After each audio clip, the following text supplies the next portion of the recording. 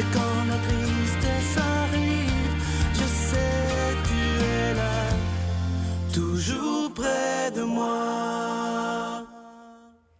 Bonjour, Sœur Angèle. Bonjour, Sylvain. Comment allez-vous? Oh, c'est vous savez Là, il fait comment chaud ça pour de va vrai, bien? là, hein? Oui, puis on est rendu vers la fin du mois de mai. C'est le mois de Marie. C'est Voilà. extraordinaire. Les fleurs, les tulipes. Vous allez voir, aujourd'hui, ça va être une rose. émission pleine de vie. Bonjour, bienvenue à votre émission La Victoire de l'amour. J'espère que vous allez bien aujourd'hui. Avant d'aller à notre invité, je pense que vous allez voir, on va passer de très, très beaux moments. Simplement pour vous dire que c'est aujourd'hui que nous lançons ce si beau cadeau du mois. Ça va être pour le mois de juin. Regardez bien à l'écran, vous allez la voir. C'est une magnifique croix murale avec ce magnifique nom de Jésus. C'est d'une grande modernité. Comme d'habitude, c'est avec un don de 25 et je vous en reparle un petit peu plus tard. Aujourd'hui, mon invité, vous savez, il y a des gens qui nous inspirent. Alors, oui. je vous dis rapidement, il est suivi par environ 450 000 personnes sur sa page Facebook. C'est un coach de vie. Il est aussi un grand conférencier reconnu mondialement dans la francophonie. Il s'agit de M. Franck Nicolas. Vous allez voir qu'il y a quelque chose à nous dire. Et quand vous allez l'entendre, il faut vous dire que quand il était petit, il bégayait. Vous allez voir que c'est plus le cas du tout, du tout. Non, il parle. Et en chanson, une chanson magnifique interprétée par Martine Heut, Oh Happy Day. Et je vous rejoins tantôt, Sœur Angèle. Ah ben tout à À l'heure, tout de j'ai fait suite. de belles affaires. Bye. Cher Franck, merci d'être là. Salut Sylvain. Je disais de toi que tu es un être inspirant. On va reculer dans le temps, si tu veux. Est-ce que c'est vrai que tu bégayais quand tu étais enfant? Oui, dans des moments de forte émotion, prendre la parole dans ma classe, devant certains camarades ou devant des filles, dans des situations où l'émotion remontait, je bégayais. En fait, les mots ne sortaient pas comme la pensée et le cœur le voulaient. OK. Et comment ça s'est passé ton enfance? J'aimerais connaître un peu qui est Franck Nicolas. Moi, je suis né dans un quartier où, quand tu te promènes seul avec une paire de baskets neuves, c'était une incitation à les donner. Ah oui? Ça donnait ça. Un jeune sur deux était au chômage. Et je suis né dans une famille du bas de la classe moyenne. Je dirais pas forcément pauvre, mais vraiment du bas de la classe moyenne. On était très heureux. Mais j'avoue que j'ai décidé vers les 13-14 ans de rompre avec cette vie où on vous dit deux choses qui sont fausses. Numéro 1, ne parle pas aux inconnus. Attention, on l'a entendu. What? Numéro 2, pour vivre heureux, vivons cachés. Ah oui, pour vivre heureux, vivons cachés. On nous a dit ces deux choses, et moi aussi on me les a répétées. Et à l'âge de 13 ans, 14 ans, je me suis dit, basta, hasta la vista, ciao, merci, au revoir. J'ai décidé de rompre avec ces deux idées reçues. Et voilà comment j'ai commencé à changer ma vie. J'ai commencé à changer ma vie à partir du moment où j'ai décidé de reprendre le contrôle de ma vie et de ne plus laisser les autres décider à ma place. Tu sais que quand on n'a pas d'idée de ce que l'on veut exactement, quand notre cerveau est dans le brouillard, on sait comment ça fonctionne ici. Il y a plein de gens sur ce plateau, le boulot, le dodo, le métro, on connaît l'expression. Mais à quel moment, moi, je pense à ma vie ? On se lève le matin, on va au travail, on rentre le soir, les enfants, on les embrasse. Sais-tu qu'aujourd'hui, dans notre société, au Canada, pas au Paraguay, pas à New York, ici au Canada, un couple actif de deux parents qui travaillent ne parle pas plus de 15 minutes avec leur enfant chaque soir. T'es pas sérieux? Ouais, pas plus de 15 minutes. Et après, on se dit, ben voyons donc, moi je suis un adulte, je sais exactement ce que je veux, et qu'est-ce que tu veux? Et la problématique de la plupart des gens, c'est qu'ils savent exactement ce qu'ils ne veulent pas. Mais ce qu'ils veulent, c'est complexe. Et voilà ce qui s'est passé quand j'étais jeune. J'ai très vite su ce que je voulais faire. On va parler de 4 étincelles. Allez. La première, qu'est-ce qui s'est passé? Tu étais tout jeune, d'ailleurs, quand tu étais agressé. La première étincelle, c'est que justement, je t'en parlais tout à l'heure, j'étais seul dans la rue et un groupe de jeunes est venu vers moi pour me demander mon survêtement que ma grand-mère m'avait acheté. Et j'ai refusé de leur donner et j'ai pris un coup de couteau. Donc ils ont voulu me donner un coup de couteau dans le ventre pour mon survêtement. Ça m'a complètement décontenancé parce que je ne savais pas qu'on pouvait mourir. J'en avais entendu parler, mais à mon âge, je ne savais pas qu'on pouvait mourir pour des vêtements. Et j'ai esquivé le coup. Donc du coup, c'est ma main qui a pris le coup de couteau. Et du coup, je me suis retrouvé avec le chandail en sang. Mais c'était ma main, en fait, qui était en sang. Et ça les a fait fuir. Et ça a été ma première étincelle de prise de conscience que la vie était courte et qu'ici, a priori, on n'en avait qu'une. Tout à fait. Tu vois, Deuxième étincelle, Ouais. ta mère qui perd un emploi. Ma maman était coiffeuse dans un salon de coiffure employée et quand sa patronne lui a dit du jour au lendemain, mais il n'y a vraiment aucun reproche. Je ne peux pas te garder, hein, je vais te licencier. Et ma mère s'est retrouvée, j'ai toujours cette image dans cette pièce. On n'avait pas un grand condo chez nous, hein, c'était une toute petite pièce, tout petit appartement. Et je vois ma mère avec mon père, assis l'un face de l'autre. Ils ne me voyaient pas, j'étais à côté. Et il s'est passé 15 minutes très longues, très lourdes. Et ma mère a regardé mon père et lui a dit « Écoute-moi bien, plus jamais quelqu'un ne me dira ce que je dois faire. Je vais créer maintenant moi-même mon propre salon de coiffure pour enfin recouvrir la liberté. » Waouh! Et je me suis dit, waouh, quel leadership cette femme, quelle démonstration de liberté. Oui, parce que la plupart des gens aujourd'hui ont toujours le sentiment de subir le choix des autres. Oui. Et à ce moment-là, cette femme, ma mère, m'a donné un exemple, le plus bel exemple de leadership. Ta mère, à un moment donné, un peu plus tard, tu es devenu présentateur télé en France, lecteur de nouvelles, qu'on pourrait dire, que les gens comprennent bien. Oui. Et tu dis que ça t'est monté à la tête. Oui. Tu es devenu la tête enflée et que ta mère t'a ramené... Oui, en fait, j'ai pris la grosse tête parce que les gens me reconnaissaient dans la rue. Et pendant 6 mois, je crois que c'est pas une tête que j'avais, c'était probablement une citrouille d'Halloween, tu vois. C'était Halloween avant Halloween, tu vois. Et ça a duré 6 mois. Je me prenais vraiment pour une méga star. Et ma mère m'a dit, toi, viens ici. On va jaser. Et en fait, elle m'a expliqué tout simplement que la vie, c'était beaucoup plus simple que ça. Et parce que finalement, j'ai toujours manqué un peu de reconnaissance, notamment de la part de mon père, qu'à ce moment-là, c'était une façon pour moi, de façon très malhabile, d'aller chercher de la reconnaissance. Et elle m'a dit, maintenant, écoute-moi bien, mon fils. Tu m'écoutes, hein? Elle m'a dit, voilà ce que je te propose. Je te laisse 1 semaine pour trouver la solution la plus radicale, la plus rapide et la plus saine de changer d'état d'esprit. Et je te laisse 1 semaine. Je suis rentré chez moi, complètement bouleversé. Et j'ai pris la décision, pour changer d'état d'esprit, de m'engager comme pompier volontaire. Ah oui. Et j'ai été pompier volontaire pendant 4 ans. Ça veut dire que je présentais mon journal de nouvelles le soir, je finissais à 20h le soir. Et à 21h15, 21h30, je prenais ma garde comme pompier volontaire. Et ce qui m'a permis de revenir à la réalité. Et qu'est-ce que ça t'a appris? Ça a été une autre étincelle. C'est-à-dire qu'en étant pompier volontaire et à la fois, finalement, j'étais entrepreneur et journaliste déjà. Donc j'avais déjà 2 entreprises, je faisais de l'immobilier, je bougeais beaucoup. Pas moins que toi, hein. Je bougeais déjà beaucoup et j'étais présentateur de nouvelles. Donc j'avais 2 entreprises avec 2 directeurs généraux, je faisais de l'immobilier et je faisais de la télévision. Ce qui me donnait une visibilité pour mes affaires en plus. Et ce qui s'est passé, c'est que le métier de pompier m'a appris... Je pourrais te parler de plein de choses, mais ce qui a été l'étincelle pour moi, c'est que la misère existait près de chez moi. Je n'avais pas pris conscience que près de chez moi, moi, le petit notable de ma ville, ici dans le quartier, il y avait des gens qui souffraient, mais à un point que tu ne peux pas imaginer. Et le métier de pompier m'a, tel que demandé par ma mère, ramené à la raison très rapidement quand tu vois des gens mourir près de chez toi toutes les fins de semaine. Ça t'a montré un peu ta mortalité aussi. Parce que toi qui avais tout le succès et tout ça, tu as vu que c'était pas éternel dans le fond. Là. Oui, je me suis aperçu que je vivais à côté de ma vie. Je vivais à côté de ma vie. Et le fait de voir les autres souffrir nous ramène à une vraie constance de présence. Ensuite, tu as été journaliste en Afghanistan. Ça n'a pas dû être évident, là. J'ai été reporter dans plusieurs pays et j'ai eu le privilège d'aller en Afghanistan à la chute des talibans. Je suis passé par le Pakistan, j'ai fait plusieurs pays comme ça. Et là encore, le métier de pompier volontaire, les fins de semaine pendant 4 ans, m'a ramené à cette réalité, d'accord, où mon prochain pouvait souffrir. C'est-à-dire qu'on a toujours envie d'aider les autres très loin, dans plein de pays, mais nous, on se dit non, d'aider quelqu'un dans la rue, c'est pas forcément intéressant, ou de faire un don, non, parce qu'on a tout ce qu'il faut. C'est faux. C'est faux, on n'a pas tout ce qu'il faut, même dans notre pays.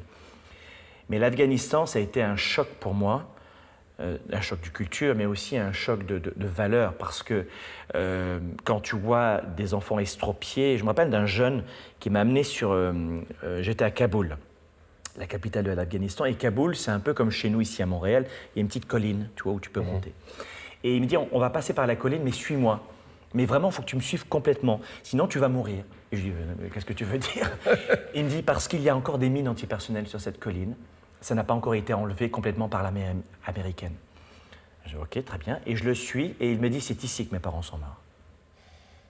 Alors, et puis plein d'anecdotes comme ça qui m'ont ramené une nouvelle fois encore à cette valeur de la vie. Tu sais, les gens vivent comme s'ils avaient 2 vies ici sur Terre. Je suis croyant, tu le sais.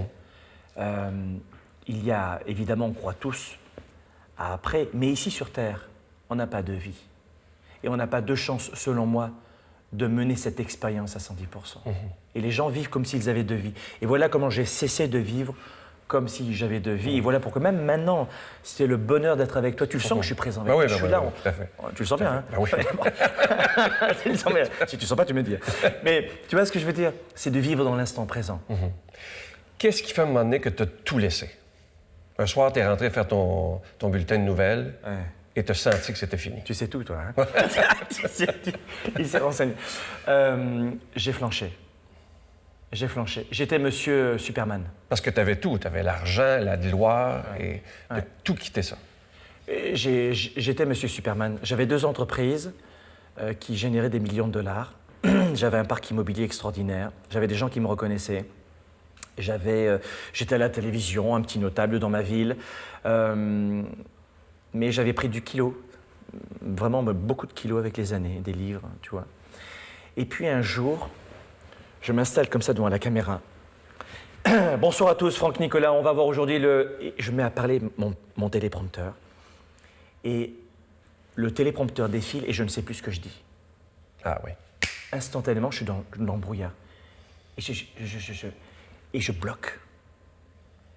C'est-à-dire que je lis des choses et je ne m'entends même plus. Je ne sais pas si c'était déjà arrivé, un peu comme une bombe qui explose et tu as les oreilles, tu n'entends plus rien, tu sais, j'entends ça. Et déjà au maquillage, avant, Pascal, qui était ma maquilleuse depuis maintenant près de 15 ans, pour la première fois de ma vie, je ne parlais plus au maquillage. Mais je n'avais pas compris pourquoi. Et là, à ce moment-là, je lis le journal des nouvelles et je me suis dit, plus jamais je ferai ce métier. Et quelques semaines plus tard, j'abandonnais tout et j'ai fait un burn-out qui a duré plusieurs mois. J'ai tout lâché, j'ai vendu mes entreprises, j'ai vendu une partie de mon parc immobilier, j'ai laissé tomber mon métier de journaliste parce que je me sentais plus utile dans cette mission. Et puis, j'ai décidé de me recentrer sur le coaching que j'avais déjà commencé il y a bien longtemps avant. Ton désir d'aider les gens, là. Oui, j'avais déjà fait du coaching, c'était l'une de mes entreprises, mais c'était l'une des entreprises, l'une des activités. Mais je faisais tellement de choses, que je ne savais plus exactement qui j'étais. Tu te rappelles ce que je t'ai dit tout à l'heure, au début, quand tu m'as posé la question, je t'ai dit que je vivais à côté de moi. Ben, j'étais mort à côté de moi. C'est fort, ça, là. Mort à côté de moi. Tu vois, j'étais plus là, quoi. J'étais plus présent. Avec les milliers de personnes que tu rencontres, qu'est-ce qui manque le plus à l'être humain, d'après toi? La faim. La faim. F-A-I-M, hein? Oui. Sans la faim, c'est la faim. Sans la faim, c'est la faim. Ça fait combien d'années que tu présentes cette émission? 21 ans. Est-ce que tu me donnes le sentiment d'être avec autant de plaisir ici avec moi? Oui. Oui. C'est la faim qui te donne ça, Sylvain. En fait, il y a un jeune homme, je fais beaucoup de médias sociaux, qui me disait « Franck, est-ce que l'argent rend meilleur? Non. Est-ce que pour réussir, il faut de l'argent? Non, il ne faut pas de l'argent pour réussir, il faut du courage. Est-ce que pour aimer les autres, il faut s'aimer soi-même? Oui, ça c'est sûr. Mais en revanche, c'est la faim qui nous tient. Si on entretient cette faim, on n'a plus besoin d'excuses. La participante la plus âgée à mes séminaires, c'est plus de 30 heures en 3 jours, 87 ans. Elle était plus jeune que des jeunes de la salle qui avaient 20 ans. Pourquoi? Parce qu'elle avait encore cette faim, cette soif d'apprendre, cette soif de découvrir, cette soif de rire. C'est la faim que nous devons garder en nous pour continuer à être engagés dans tout ce que l'on fait. Si on perd cette faim, on va trouver des excuses et on va revenir dans une moyenne, dans une fadeur. En 2 minutes, la foi pour Franck Nicolas, c'est quoi? D'abord, s'aimer soi-même et croire en soi. La foi, ça commence par cette foi en soi. Si je n'ai pas... Phrase de Jésus, d'ailleurs. Hein? Oui. D'abord, avoir foi en soi. Et la foi, c'est ressentir ce qu'on ne voit pas forcément. La foi, c'est ressentir cette énergie, cet engagement si fort que tu n'as pas besoin de voir le bout du tunnel pour savoir qu'il existe. Cette foi, c'est cette capacité à monter les marches sans savoir quelle est la couleur de la dernière marche. C'est ça la foi. Et finalement, quand je parle de fin, est-ce qu'on n'est pas loin de ça? Oui, tout à fait. Je veux présenter un livre qui est absolument magnifique, qui est best-seller d'ailleurs, en passant, qui s'intitule « Confiance illimitée ». C'est aux éditions Un monde différent. Gâtez-vous, prenez le temps de le lire et j'invite les gens à aller le voir évidemment sur ta page Facebook. Vous allez voir qu'il y a du monde là et c'est extrêmement actif. Je veux t'offrir une chanson magnifique. J'ai su avant l'émission que c'était ta chanson préférée. C'est la chanson que j'ai écoutée quand j'ai décidé de changer ma vie, tu le savais pas. Non, je ne savais pas du tout ça, je vous le promets, je ne le savais pas. Et elle n'a jamais été chantée ici en 21 ans. Il faut que je vous raconte parce que celle qui va chanter n'a jamais fait de télé. Je l'ai vue dans un mariage il y a 2 semaines. Et quand je l'ai vue, j'ai dit, toi, il faut absolument que tu viennes. Et avant de passer à la chanson, je te remercie d'être ce que tu es. Merci. Et je veux dire, devant les 200 000 personnes qui sont là, que mon rêve, c'est un jour de travailler avec toi, que tu fasses des choses avec nous. C'est vraiment mon rêve. Alors, je le dis devant tout le monde. Je t'offre cette belle chanson interprétée par Martine Heut, accompagnée par Ali Labelle, « Oh, Happy Day ».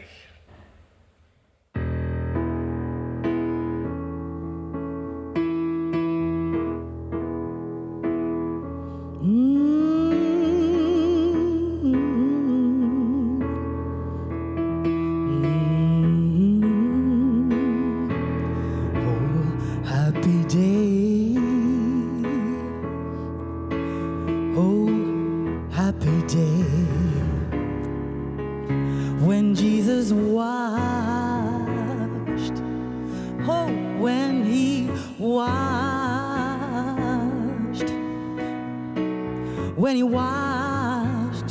he washed my sins away. Yes, he did. Oh, a happy day. Oh, a happy day. When Jesus washed, when he washed, yeah. Oh, when he washed my sins away. Yes, he did. Yes, he taught me how to watch and fight and pray every day. Yeah. Oh, yeah. And live with joy, with joy. Yes, yes, joy every day. Yeah, yeah, yeah, yeah, yeah.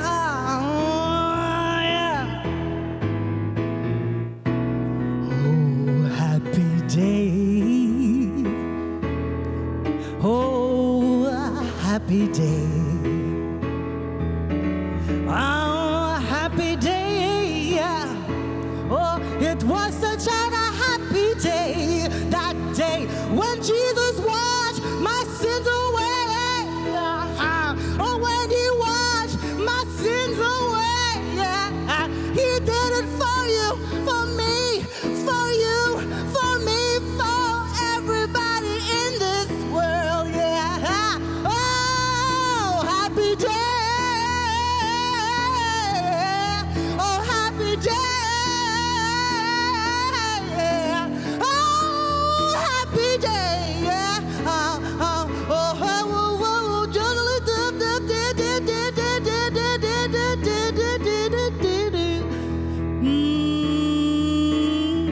Happy day. But just a happy day. Oh, when Jesus washed, oh, when he washed, oh, when he washed my sins away. Oh, such a happy day. Oh, happy, happy, happy, happy day. Oh, happy day. Oh, everybody get up from the couch and sing it because it's such a happy day. Come on, happy day. Oh yeah, oh such a happy day. Mm-hmm. It's such a happy day.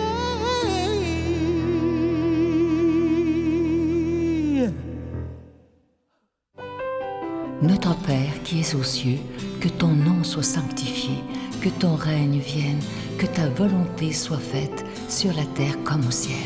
Donne-nous aujourd'hui notre pain de ce jour. Pardonne-nous nos offenses comme nous pardonnons à ceux qui nous ont offensés. Ne nous laisse pas entrer en tentation, mais délivre-nous du mal, car c'est à toi qu'appartient le règne, la puissance et la gloire pour les siècles des siècles. Amen. Si vous saviez comme moi, je suis heureux de vous parler du cadeau du mois de juin. Je vous dis, c'est une belle exclusivité de la Victoire de l'amour. Ça nous vient directement de l'Italie. Vous voyez à l'écran, c'est une belle croix murale qui est en bois et vous voyez le magnifique nom de Jésus qui est doré. C'est avec un don de 25 $. Et si vous en voulez deux pour en donner à des cadeaux, parce que ça se donne vraiment bien en cadeau, c'est avec un don de 40 $. Évidemment, j'espère qu'elle aura une place de choix dans votre maison, dans votre entreprise peut-être, ou dans votre... il y a des gens qui sont peut-être dans une maison de personnes âgées, un CHSLD, que Jésus soit bien en vue et afin qu'on puisse se rappeler de lui demander de l'aide lorsque ça ne va pas. Et moi, je peux vous dire que j'en ai deux chez moi et j'ai pas honte de montrer ce Jésus que j'aime tant. Alors, je vous rappelle que c'est avec un don de 25 $ et si vous en voulez deux, avec un don de 40 $. Et je vous rappelle aussi que cette croix, elle est déjà bénie. Je vous donne l'adresse, la Victoire de l'amour, casier postal 120, succursale Boucherville à Boucherville, le J4B 5E6, je vous la redonne, la Victoire de l'amour, casier postal 120, succursale Boucherville à Boucherville, le J4B 5E6. Également par téléphone, par carte de crédit du lundi au vendredi de 8h30 à 16h30 dans le 514-523-4433, 523-4433 ou sans frais, le 1-888-811-9291, 1-888-811-9291 et aussi sur notre site Internet, le www.lavictoiredelamour.org. Alors, je vous rappelle cette belle croix en bois avec le magnifique nom de Jésus qui est doré, évidemment, et cette croix nous provient directement d'Italie. Je vous remercie de tout cœur de votre prière et merci aussi de votre grande générosité parce que tout ça est possible grâce à vous.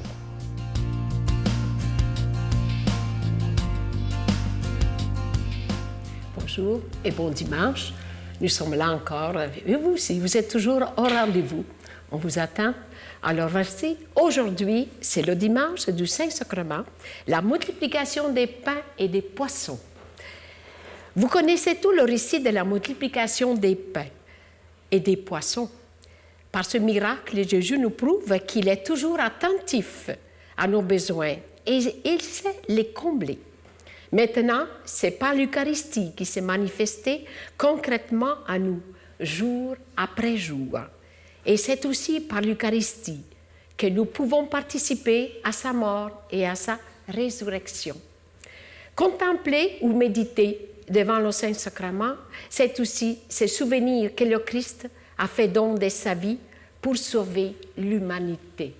Alors, vous voyez, aujourd'hui, c'est le Saint-Sacrement. Prenez le temps de silence et d'amour. Mon Dieu, donnez-moi la sérénité d'accepter les choses que je ne peux changer, le courage de changer les choses que je peux et la sagesse d'en connaître la différence. Amen.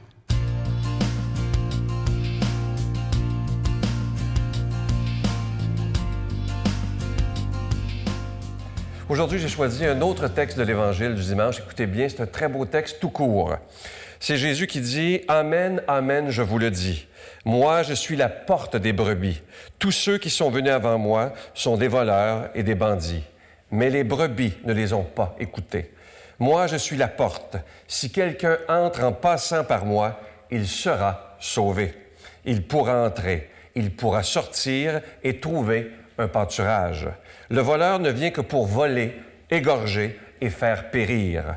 Moi, je suis venu pour que les brebis aient la vie et qu'ils l'aient en abondance. C'est un texte que j'aime beaucoup, surtout la dernière phrase qui dit « Je suis venu pour qu'ils aient la vie et qu'ils l'aient en abondance ».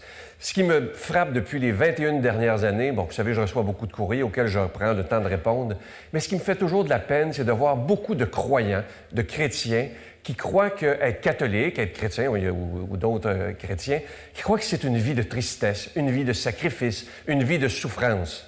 C'est pas ça, être croyant. Jésus nous le dit aujourd'hui, « Je veux que vous ayez une vie en abondance. » La journée où on y croira vraiment, on aura peut-être des gens qui reviendront à la foi. Imaginez, dernièrement, je rencontrais un jeune qui me disait, il dit, « Moi, l'image que j'ai de l'Église, là, c'est que c'est toujours des sacrifices, des gens avec des faces de carême, des gens qui sourient pas. » Et là, je disais, « Wow, minute, mais où tu vas? » Et j'avais le goût de dire, j'ai dit à ce jeune homme-là, si tu vois des chrétiens qui sont toujours tristes, ils ne sont pas chrétiens. C'est le pape François qui le disait dernièrement, un chrétien, même dans la souffrance et dans les épreuves, doit être dans la joie parce que Jésus nous promet une chose, je vais vous donner ma paix, une paix qui ne vient pas du monde, et je vous donnerai ma joie, une joie que personne ne vous enlèvera, même si vous êtes dans le pétrin, même si vous avez des épreuves et même si la vie n'est pas facile. Et je m'adresse aujourd'hui aux croyants qui écoutent.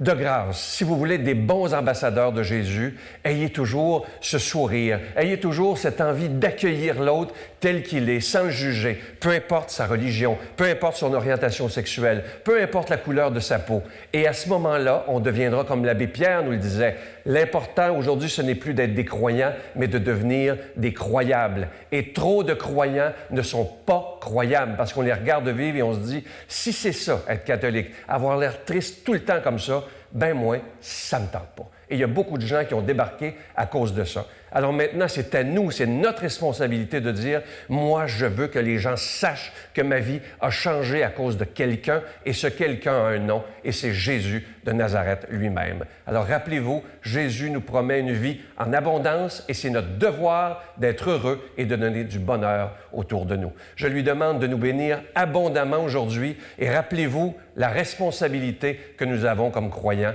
de devenir des croyables, qu'il nous bénisse lui-même, lui qui est Père, Fils et Esprit Saint.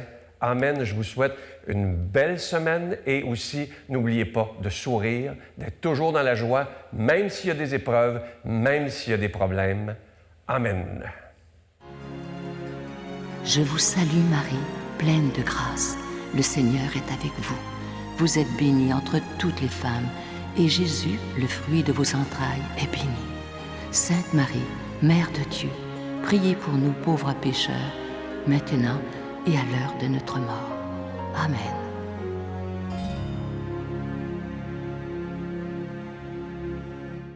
Donne-moi rendez-vous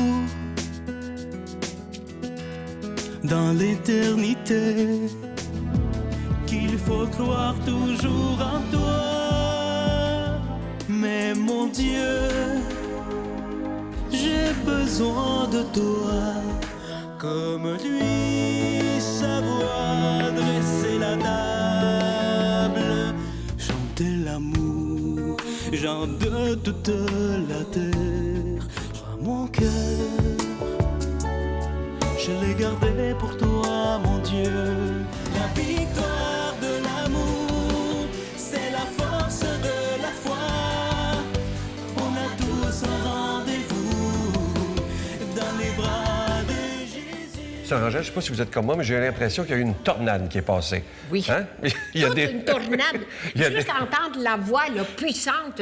Est-ce que c'est possible qu'on a des êtres Non, mais humains? des beaux êtres humains inspirants. Absolument. Hein? Mais vous n'avez pas Facebook, vous ne pouvez pas aller le voir. Mais vous demanderez aux sœurs de vous aider. Mais Allez. je vais vous dire, même si tu veux me relancer, c'est pas grave. Mais je vais vous dire, j'allais écouter. Tu veux m'en Je passer vous- une, hein? je vous ra- Je vous rappelle que vous pourrez dès demain matin commander cette magnifique croix murale. Vous la voyez à l'écran présentement. Et c'est très moderne, évidemment. Ça se donne très, très bien en cadeau. Je vous remercie de tout cœur de votre grande générosité. Vous savez que sans votre générosité, cette émission ne serait pas là depuis plus de 21 ans maintenant. Merci d'exister et je vous dis à demain. Bye. À demain. Bye bye. Mettez votre croix.